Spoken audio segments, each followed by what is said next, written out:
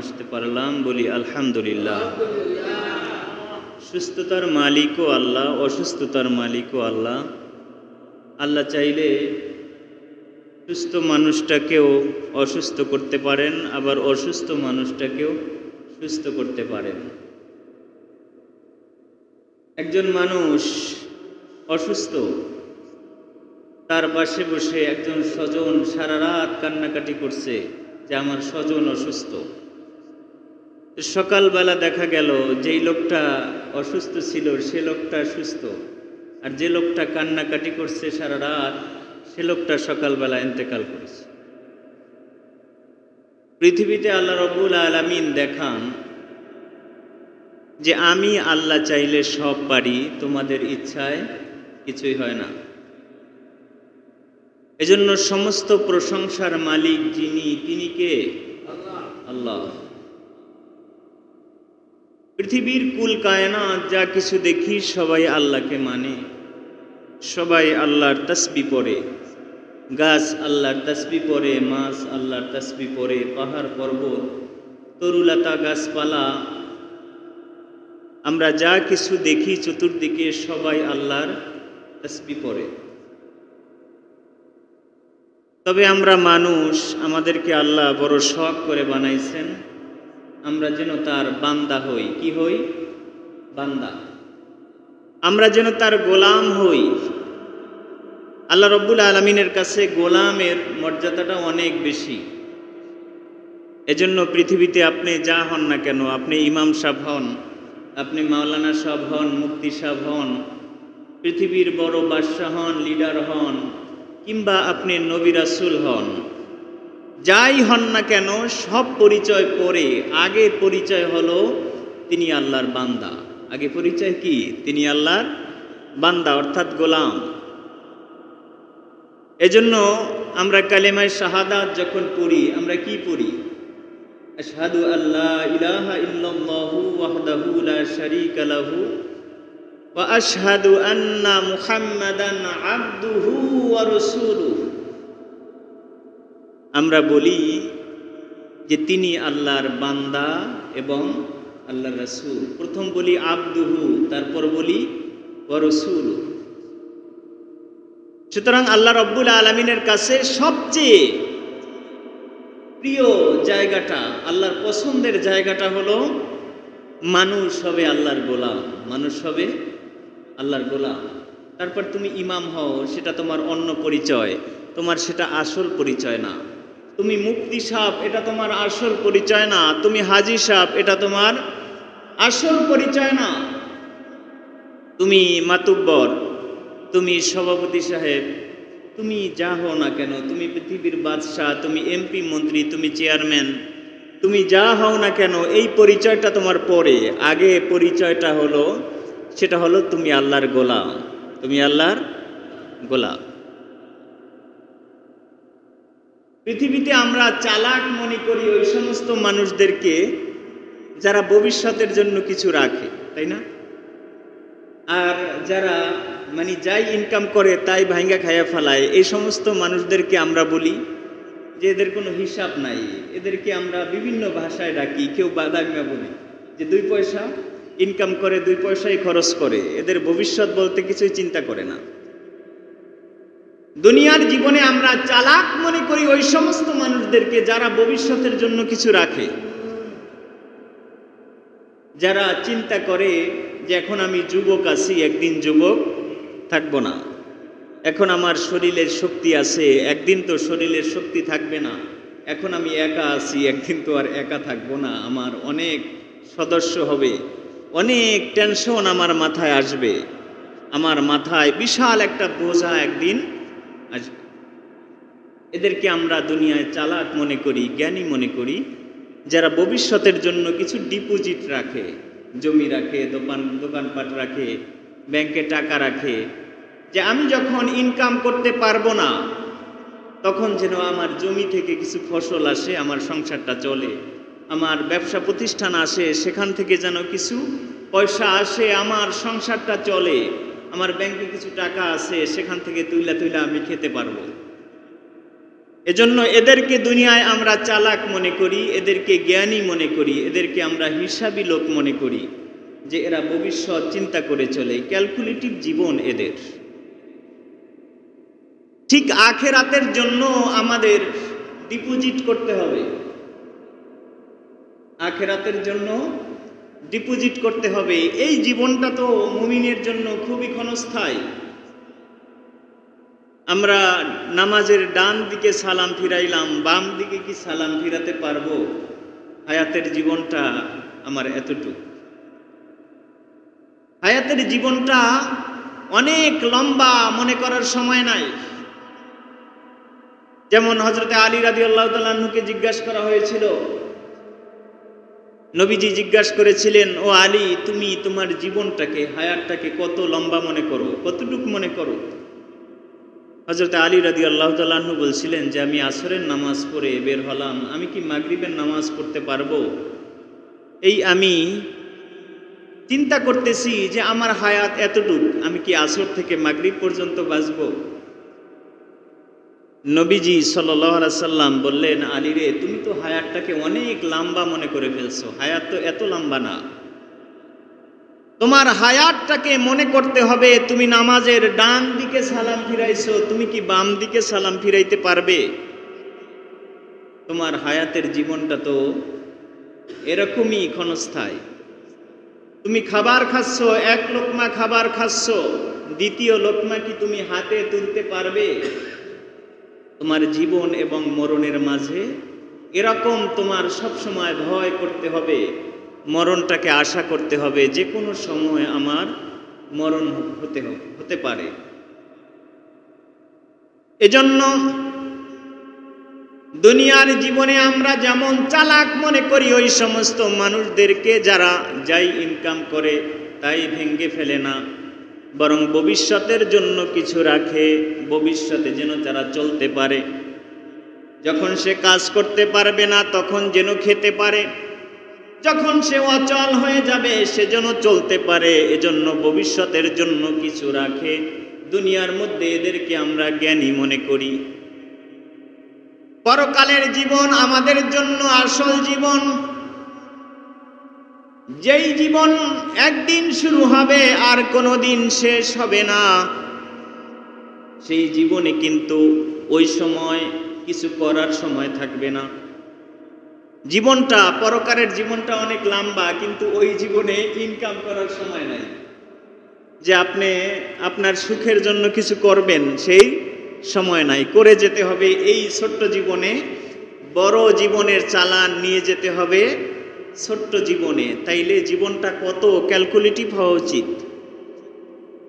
এজন্য পরকালের জন্য আমাদের ডিপোজিট করতে হবে। কারণ শরীরে যতদিন শক্তি আছে, আমরা যতদিন হায়াতে বেঁচে আছি, নামাজ পড়ব, রোজা রাখবো, আমল করব, সদকা করব।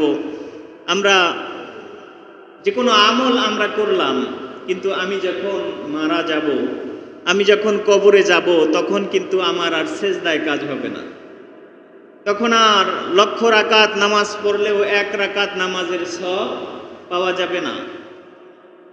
সুতরাং ওই জীবনের জন্য আমাদের ডিপোজিট করে যেতে হবে। চালাক, সবচেয়ে বুদ্ধিমান তো তারাই যারা পরকালের জন্য কিছু ডিপোজিট করে যায়। নিজের জন্য নিজে কিছু করে যাওয়া। আমরা তো যা কামাই করি, যা কিছু করি পৃথিবীতে, সব আমরা চাই যে বস্তা ভরে রেখে যাব, কিন্তু আমার জন্য আমার কিছু করতে হবে। নবীজি সাল্লাল্লাহু আলাইহি সাল্লাম বলেন, ইজা মাতাল ইনসান ইনকাতাত আমালুহু ইল্লা সালাস। নবীজি বলেন, মানুষ যখন মারা যায় তার আমলের সমস্ত দরজাগুলো বন্ধ হয়ে যায়। তখন আর আমল করার কোনো সময় থাকে না। তখন সে তাসবিহ পড়লে কোনো সওয়াব হয় না, কবরে বসে সেজদা দিলেও কোনো সওয়াব হয় না। সমস্ত আমলের দরজাগুলো মানুষের বন্ধ হয়ে যায়। সুতরাং নবীজি বলছেন, ও আমার উম্মতেরা, তোমরা ডিপোজিট করে যাও। যেই ডিপোজিট তোমরা যখন দুনিয়ায় থাকবে না, তখনও দুনিয়া থেকে তোমার আমল নামায় পুষতে থাকবে। সুবহানাল্লাহ। যেমন তুমি বৃদ্ধ বয়সে কাজ করতে না পারলে তোমার ওই যে ডিপোজিট করছো, জমি রাখছো, ব্যবসা প্রতিষ্ঠান করছো, ব্যাংকে টাকা আছে, সেখান থেকে আইনা আইনা তুমি খেতে পারো। ঠিক তুমি যখন কবরে যাবে, দুনিয়ার জীবনে যদি তোমার ডিপোজিট থাকে, আমলের ডিপোজিট, তবে তুমি যখন থাকবে না তখনও কবরে বসে সেটা পাবে। এক নাম্বার হলো সদকাতুন জারিয়া। পৃথিবীতে তোমরা যদি সদকায়ে জারিয়ামূলক কোনো কাজ করে যেতে পারো, ভালো কাজ করে যেতে পারো। সদকায়ে জারিয়ার মধ্যে অনেক কাজ আছে, যেরকম মসজিদ, মাদ্রাসা, এতিমখানা, এসব জায়গায় যদি তুমি দান করে যাও।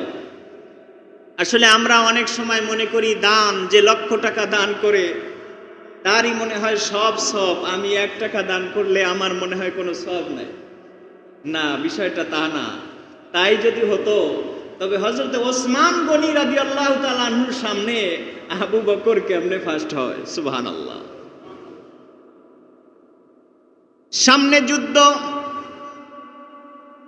নবীজি সাল্লাল্লাহু আলাইহি সাল্লাম সাহাবায়ে কেরামদেরকে বললেন, ও আমার সাহাবায়ে কেরাম, যুদ্ধের খরচ অনেক, তোমরা যে যা পারো দান করো, যার যার সাধ্য মতো তোমরা নিয়ে আসো, যার যার ঘরে যা কিছু আছে তোমরা নিয়ে আসো। এক একজন সাহাবী আনলেন, এক একজন সাহাবী অনেক কিছু নিয়ে আসলেন। একজন সাহাবী বলতেছেন, নবীজি আমার যা কিছু ছিল তার 4 ভাগের 1 ভাগ করে আমি নিয়ে আসছি। দেখেন বিশাল স্তূপ হয়ে গেছে, বহুত কিছু নিয়ে আসছেন। কোটি কোটি টাকার মালিক মনে করেন, সে যদি 4 ভাগের 1 ভাগ আনে, অনেক কিছু না? আর একজন সাহাবী বলতেছেন, নবীজি গো, আমার যা সম্পদ ছিল 3 ভাগের 1 ভাগ করে আমি 1 ভাগ নিয়ে আসছি যুদ্ধের জন্য। এরকম হযরত ওসমান গনি রাদিয়াল্লাহু তাআলা আনহু সম্পদের বিশাল একটা অংশ নিয়ে আসছেন যুদ্ধের জন্য। হযরত ওমর রাদিয়াল্লাহু তাআলা আনহু নিয়ে আসছেন, সমস্ত সাহাবায়ে কেরাম আনছেন। নবীজির সামনে হাজির হলো। এক কোণায় দেখেন বসে আছে নবীজির বৃদ্ধ সাহাবী হযরতে আবু বকর রাদিয়াল্লাহু তাআলা আনহু। এক একজনকে জিজ্ঞাসা করতেছেন, নবীজি ও আমার সাহাবায়ে কেরাম, তোমরা কে কি আনছো? এক একজন বলতেছেন, নবী আমি 3 ভাগ করে 1 ভাগ আনছি, এই যে দেখেন আনছি আমার মাল। একজন বলতেছে 4 ভাগের 1 ভাগ, কেউ 5 ভাগের 1 ভাগ। এরকম বিশাল স্তূপ হয়ে গেছে মসজিদের সামনে। হযরতে আবু বকরের হাতে ছোট্ট একটা কাপড়ের পোটলা, তার মধ্যে গটি বাটি, ঘরের যা কিছু ছিল। ঘরে খাবার নাই, ঘরে চাল নাই, ঘরে আটা নাই, কিছু নাই, কোন রকম কয়েকটা পাত্র টাত্র কয়েকটা আছে। ওই কয়টা হযরতে আবু বকর একটা পোটলা বাইতে নবীজির সামনে নিয়ে আসছে। এক একজন বলতেছেন আমি 4 ভাগের 1 ভাগ, কেউ 5 ভাগের 1 ভাগ, কেউ বলতেছেন 3 ভাগের 1 ভাগ, কেউ বলতেছেন অর্ধেক। আবু বকর বলতেছেন, নবীজি ঘরে আর কিছুই নাই, যা ছিল সব নিয়ে আসছে। সুবহানাল্লাহ। মনে করেন আবু বকর রাদিয়াল্লাহু তাআলা আনহু যা আনছেন তার দাম 5 দিরহাম উর্দে, আর অন্যরা যা আনছে তার লক্ষ দিরহাম দাম। নবীজি সাল্লাল্লাহু আলাইহি সাল্লাম খুশি হয়ে বললেন, আবু বকর তুমি তো আজও ফার্স্ট হয়ে গেল। সুবহানাল্লাহ। কারণ সবাই আনছে 3 ভাগের 1 ভাগ, 2 ভাগের 1 ভাগ, 4 ভাগের 1 ভাগ, হক কোটি টাকা। কিন্তু তোমার তো 1 টাকা ছিল, 1 টাকাই নিয়ে আসছো। তুমি চিন্তা করো না যে আমি আগামী দিন কি খাবো। আমি যদি আগামী দিন এতটুকু আটা জোগাড় করি, আটাটা আমি কোন পাতিলে আমি রান্না করব সেই চিন্তা করো না। 4 আনা পয়সা ছিল, তুমি সেটুকুই নিয়ে আসছো। সুতরাং দানটা হলো মন থেকে যা হয়, এটা হলো আখিরাতের ডিপোজিট। বলতেছিলাম যে আমরা মনে করি যে কোনো আল্লাহর রাস্তায় মানুষের কল্যাণে, মনে করেন এই যে রাস্তা করে দেওয়া, রাস্তাঘাট, এগুলো কিন্তু সদকায়ে জারিয়া। আপনি দুনিয়ায় থাকবেন না, যতদিন মানুষ এই রাস্তা দিয়ে হাঁটবে ততদিন আপনার উসিলায় রাস্তা হয়েছে, আপনি সব পাইতে থাকবেন। সুবহানাল্লাহ। আপনি কালবাট করে দিয়েছেন, মানুষ এখান থেকে যতদিন হাঁটবে আপনি থাকবেন না, সব পেতে থাকবেন। আপনি টিউবওয়েল নিজ খরচে টিউবওয়েল বসায়া দিয়েছেন মানুষদেরকে, সম্ভব অনুযায়ী আপনি যা করছেন সব সদকায়ে জারিয়া। যতদিন মানুষ এই টিউবওয়েল থেকে পানি খাবে, প্রত্যেকটা পানির ফোঁটায় ফোঁটায় আপনার আমল নামায় নেকি জমা হবে। এখন আপনার নেকি করার বয়স নাই, কিন্তু এটা হলো আপনার ডিপোজিট, এটা হলো ডিপোজিট করে গেছেন। আপনার আমল নামায় সব জমতে জমতে জমতে জমতে এক সময় আল্লাহ বলবেন, বান্দারে তুমি তো কিছুই নিয়ে আসতে পারছিলা না, কিন্তু এমন ডিপোজিট করে আসছিলা, তোমার আমল নামায় ডিপোজিটের প্রফিট জমা হতে হতে তুমি তো নাজাত পেয়ে গেলা। সুবহানাল্লাহ। এজন্য বুদ্ধিমান তারা, চালাক তারা, যারা আখিরাতের জন্য নিজের হাতে কিছু খরচ করে যায়। কারণ আপনার সন্তান, আপনি কোটি টাকা রাইখা গেছেন।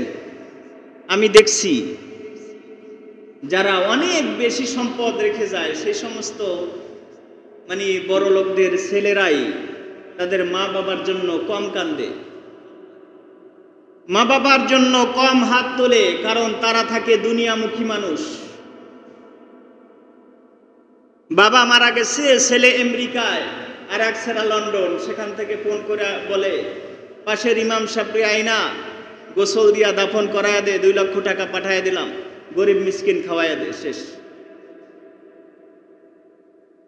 আর গরিব রিক্সাওয়ালার বাবা, গরিব খেটে খাওয়া দিন মজুরের বাবা মা যখন মারা যায়, এর মন থেকে, এর চোখ থেকে, হৃদয় থেকে যে আকুতিটা চোখে মুখে ভেসে আসে, বাবা তো মরে গিয়েও শান্তি পায়, মা তো মরে গিয়েও শান্তি পায়। আর এই সন্তান যদি নেককার সন্তান হয়, নবীজি সাল্লাল্লাহু আলাইহি সাল্লাম বলেন, দ্বিতীয় নাম্বার ডিপোজিট তোমাদের জন্য হলো নেককার সন্তান।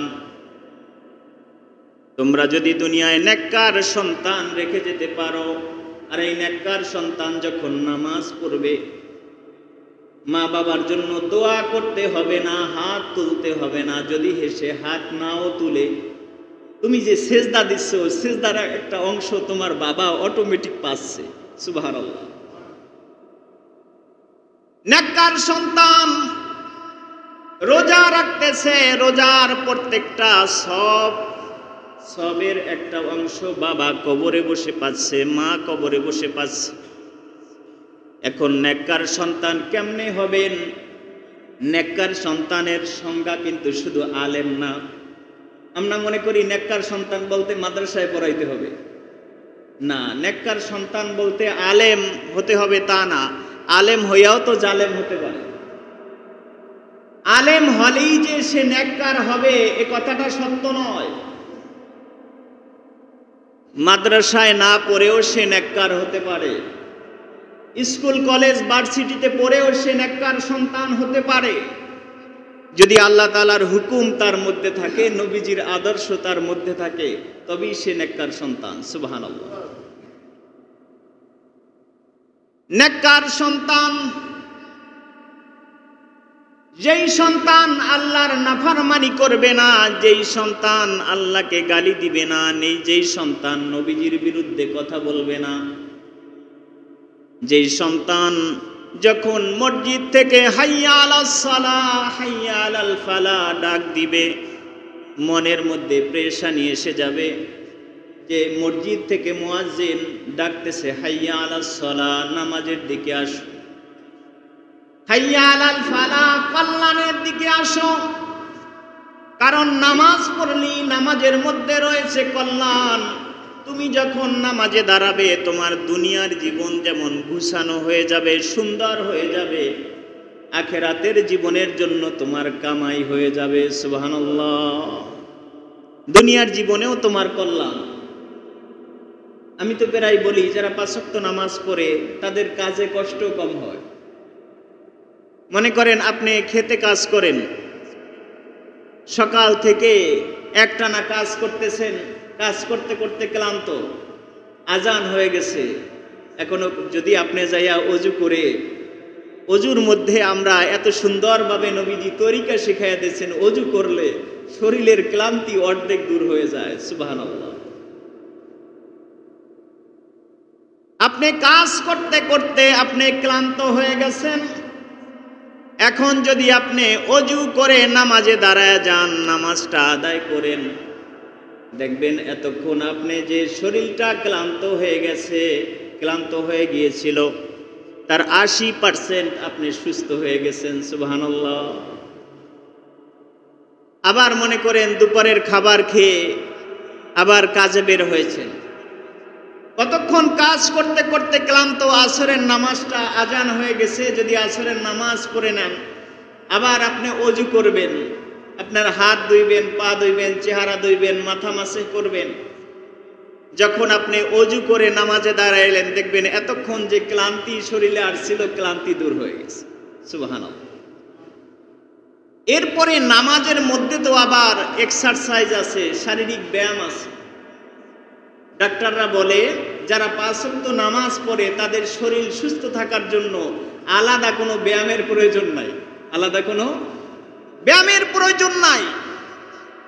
কারণ আমরা নামাজ পড়ি, আমাদের শরীরের এমন কোনো অঙ্গ প্রত্যঙ্গ নাই যেটা এরকম ভাবে উঠানামা করতে না থাকে, যেটা বারবার এরকম মাসেজ হইতে না থাকে, এমন কোনো অঙ্গ নাই।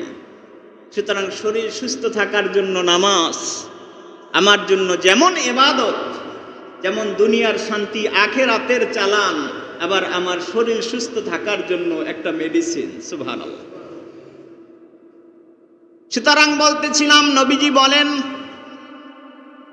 আসল চালাক হলো তারা যারা পরকালের জন্য ডিপোজিট করে যায়। আমি বলছিলাম 1 নাম্বার ডিপোজিট হলো সদকাতুল জারিয়া, সদকায়ে জারিয়া আমলগুলো।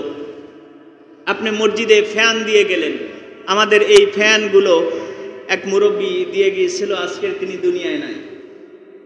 মসজিদে যতদিন ফ্যান ঘুরবে, এই মসজিদ যতদিন থাকবে, উনি কবরে বসে সেই সবগুলো পেয়ে যাবে। সুবহানাল্লাহ। এই মসজিদের সাউন্ড বক্সগুলো যারা দিছে, মনে করেন এখানে বসে কোরআন হাদিসের কথা হচ্ছে, এই সাউন্ড বক্স দিয়ে তো কোরআন তেলাওয়াত হচ্ছে, নামাজ হচ্ছে। এরা যখন থাকবে না, বা এদের মুরব্বী যারা কবরে, তারা কবরে বসে এর একটা সবের অংশ পেয়ে যাবে। সুবহানাল্লাহ। আপনি এতিমখানায় দিয়ে গেলেন, মাদ্রাসায় দিয়ে গেলেন, এরকম ভাবে রাস্তাঘাট, ব্রিজ, কালভার্ট যা কিছু আছে, সদকাতুন জারিয়া যা আছে আপনি করে যাবেন, আখিরাতে বসে আপনি ডিপোজিট আমল পেতে থাকবেন। সুবহানাল্লাহ। 2 নাম্বার হলো ওয়ালাদুন সালিহা, নেককার সন্তান। আমি বলছিলাম নেককার সন্তান হওয়ার জন্য মাদ্রাসায় পড়তে হবে তা না, নেককার সন্তান হওয়ার জন্য আল্লাহর হুকুম আপনার মধ্যে ফিট করতে হবে, নবীজির আদর্শ আপনার মধ্যে ফিট করতে হবে। এটা যদি আপনার মধ্যে থাকে, মসজিদ থেকে যখন আজান হয় আপনার মধ্যে যদি নামাজের জন্য প্রেরণা জাগে, আকাঙ্ক্ষা জাগে, বুঝতে হবে আপনি নেককার সন্তান, আপনার মাতা পিতা আপনার উপর খুশি আছে। সুবহানাল্লাহ। কিন্তু বর্তমান সময় মসজিদগুলোর অবস্থা হয়ে গেছে, মসজিদ দিন দিন সুন্দর হচ্ছে। নবীজি সাল্লাল্লাহু আলাইহি সাল্লাম বলেছেন, কিয়ামতের আলামতের মধ্যে একটা আলামত হলো মসজিদগুলো সুন্দর হবে, বিশাল ইমারত হবে, মসজিদগুলো দেখলে মনে হবে রাজপ্রাসাদ, এরকম মনে হবে, যেমন রাজাদের বাড়ি, এমন মনে হবে। কিন্তু মুসল্লি থাকবে না, মুসল্লি অবস্থা খারাপ হয়ে যাবে, মুসল্লি থাকবে না। নবীজি বলেন এক সময় এই মসজিদগুলোর অবস্থা এমন হবে, মুসল্লি কমতে কমতে কমতে কমতে কমতে কমতে এমন হবে, এক সময় যখন দেখবেন মসজিদই চলে না, একজনও মুসল্লি নাই, তখন কি ইমাম থাকবে? ইমামও থাকবে না। এক সময় মসজিদগুলো বিরাম হয়ে যাবে, এক সময় এগুলো যেমন এখন অনেক জায়গায় পুরানো রাজপ্রাসাদ পড়ে আছে না, এই যে হাই স্কুলের এই জায়গায় আগেদের জমিদার বাড়ি পড়ে আছে, আমরা এখন মুরব্বীদেরকে জিজ্ঞাসা করি যে এগুলো কি, তারা বলে যে এখানে আগেকার জমিদাররা থাকতো। আমরা যখন লালবাগ কেল্লায় যাই, আমরা যখন বিভিন্ন জায়গায় যাই, তখন আমরা জিজ্ঞাসা করলে বলে এখানে অমুক রাজা এগুলো করেছে, অমুকে এগুলো করেছে, এখানে অমুকের মাজার আছে, এগুলো বলে। ঠিক মসজিদগুলোর অবস্থা এক সময় এমন হবে, ছোট মানুষগুলো বড় মানুষদেরকে জিজ্ঞাসা করবে, দাদা এখানে এগুলো কি? তখন দাদাই বলবে আমিও জানি না, তবে আমরা শুনছি আমাদের বাপ দাদারা কি জানো এখানে করতো। নাউজুবিল্লাহ। সুতরাং সেই সময়টা কিন্তু শুরু হয়ে গেছে। মসজিদগুলো বেশ সুন্দর, কিন্তু মুসল্লি নাই। ইমাম সাহেব আজান দিয়ে চিন্তা করে নামাজ কি আজকের একাই পড়ব নাকি একামত দেওয়ার জন্য কাউকে পাবো। চিন্তা করতে হয় বসে বসে। এটা বড় আফসোসের বিষয়। এটা কিন্তু হওয়ার কথা ছিল না। আপনি সময় পান, চার দোকানে বসে টিভি দেখার সময় আপনি পান। আপনি 70 টাকা 80 টাকার জন্য সারাদিন দুনিয়াবি মিছিলে ইলেকশনে দৌড়ানোর সময় আপনি পান।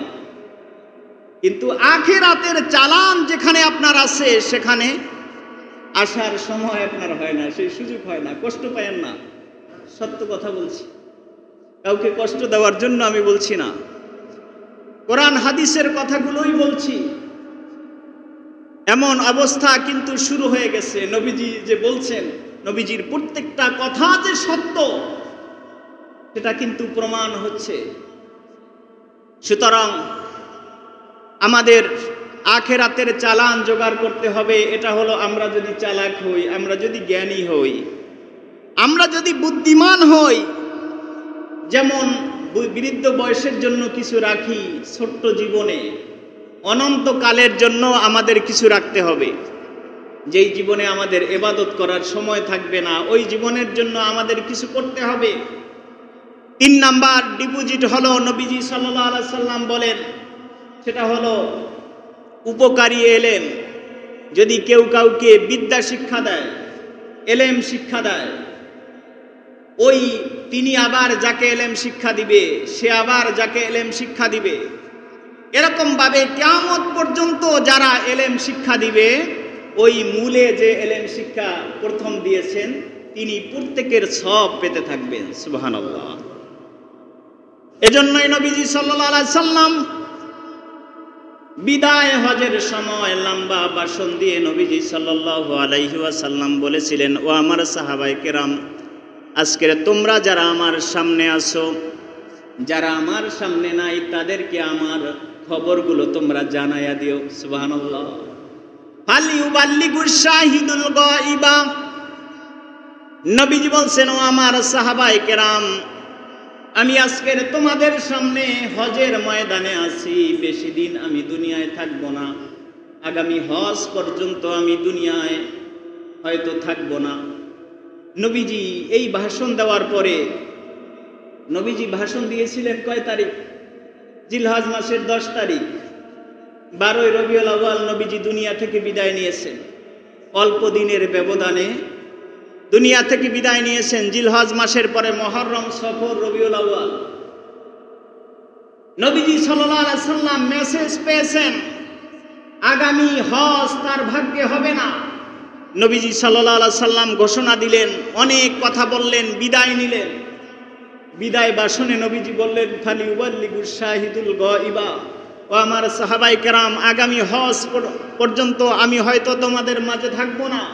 আমার এই কথাগুলো যারা উপস্থিত নাই তাদেরকে তোমরা জানায় দিও। সুবহানাল্লাহ। এটাই হলো উপকারী এলেম।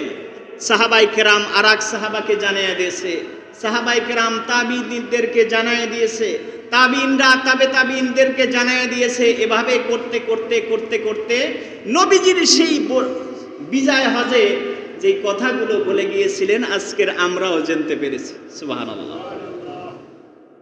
আজকের আমরাও জানতে পেরেছি। কিয়ামত পর্যন্ত যারা আসবে, আমি আমার ছাত্রদেরকে জানাবো, তারা তাদের ছাত্রদেরকে জানাবে, তারা তাদের ছাত্রদেরকে জানাবে। নবীজি সাল্লাল্লাহু আলাইহি সাল্লামের বিদায় হজের ভাষণ, কথাগুলো কিয়ামত পর্যন্ত সবাই জানতে পারবে। সুবহানাল্লাহ। এগুলো হলো পরকালের ডিপোজিট। আপনি একটা বিদ্যা শিখায় দিয়েছেন। হযরত আলী রাদিয়াল্লাহু তাআলা আনহু একদিন কোরআন পড়তেছেন। নবীজির যুগের বা আরব দেশের সবাই তো আরবি ভাষা জানে, সে মুসলমান হোক, সে হিন্দু হোক, বৌদ্ধ হোক, খ্রিস্টান হোক, সবাই আরবি ভাষা জানে। হযরত আলী রাদিয়াল্লাহু তাআলা আনহু কোরআন পড়তেছেন, এক জায়গায় জেরের জায়গায় জবর পড়তেছেন। এক ইহুদি যাচ্ছেন, ইহুদি বলতেছেন, আলী রে, এখানে জের না, এখানে জবর হবে। সুবহানাল্লাহ। ইহুদি অসুস্থ হয়ে গেলেন, বিছানায় পড়ে গেলেন, চিঠি পাঠাইলেন হযরত আলীর কাছে, আলী রে, আমি তোমার শিক্ষক বলছি, আমি তোমার শিক্ষক বলছি, তুমি একদিন কোরআন পড়তেছিলা, কোরআনের জেরের জায়গায় তুমি জবর পড়তেছিলা, জের জবর উল্টাইয়া পড়তেছিলা, আমি তোমাকে ধরাইয়া দিয়েছিলাম, আমি তোমার শিক্ষক, তুমি আমার কাছে ঋণী, আমি অসুস্থ হয়ে বিছানায় পড়ে আছি, তোমার যদি কিছু সম্ভব হয় তুমি আমাকে দান করো, কিছু সাহায্য করো। হযরত আলী রাদিয়াল্লাহু তাআলা নবীজির দরবারে গেলেন, নবী, আমি তো ঋণী হয়ে গেছি এক ইহুদির কাছে, তিনি আমাকে একটা জের শিক্ষা দিয়েছিলেন। নবীজি বলছেন, তিনি তোমার শিক্ষক, তোমার জীবন দিয়েও যদি তাকে তুমি দান করো, শিক্ষকের মর্যাদা আদায় হবে না। সুবহানাল্লাহ। হোক তিনি ইহুদি, কিন্তু সেটা তোমার প্রশ্ন না, সেটা তোমার পরিচয় না। আসল পরিচয় হলো তার, তিনি তোমার শিক্ষক, তুমি যা সাধ্য তুমি তাকে দান করো। সুবহানাল্লাহ।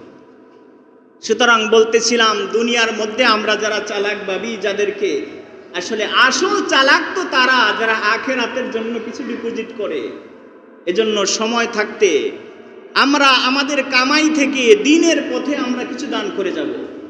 মসজিদের জন্য কিছু দান করব, মাদ্রাসার মধ্যে দান করব, এতিমখানায় দান করব, সাধ্য মতো ভালো কাজগুলো করব, সদকায়ে জারিয়ামূলক কাজগুলো করব। আল্লাহ রাব্বুল আলামিন আমাদেরকে আখিরাতের ডিপোজিট করার তৌফিক দান করুক। সকলে বলি আমিন। ওয়া মা তৌফিক ইল্লা বিল্লাহ। আসসালামু আলাইকুম ওয়া রাহমাতুল্লাহি ওয়া বারাকাতুহু।